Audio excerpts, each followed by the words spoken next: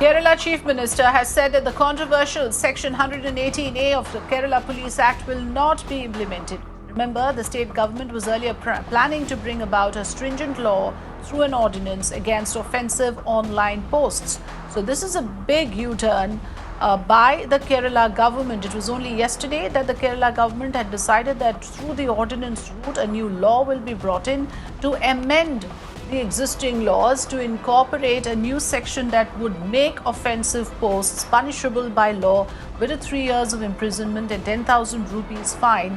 Now, the Kerala Chief Minister says that that section, that controversial section of 118A, will not be implemented. So, is this a U-turn? Is this backtracking from its own decision? That's the question we have to look at.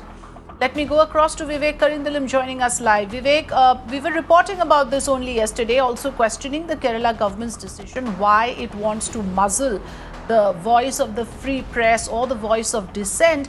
And today, this information now coming in that the Chief Minister himself has said that there is no intention to implement this section. Why was this ordinance brought about? It was even signed by Governor Arif Mohammed Khan.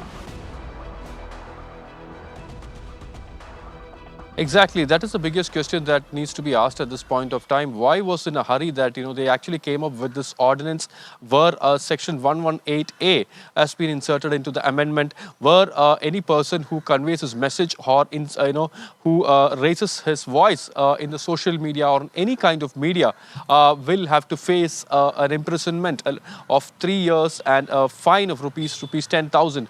Now, this draconian law is something which was questioned from various quarters, not just the CPM and the opposition parties. Not just a few allies of CPM and the opposition parties, but human rights activists have also condemned this move. Remember, we actually, taken up this issue even in Mirror Now. That yesterday we have, been discussing about this issue. A lot of people have conveyed their opinion about this. Now, yesterday, the Central Committee and the Polit Bureau has conveyed this to the Chief Minister's office and the State Secretariat that they should change the amendment, especially the wordings of the amendment is something which is not acceptable. Many say that this won't even stand in the court of law. Today morning, the BJP state president has approached the Kerala High Court.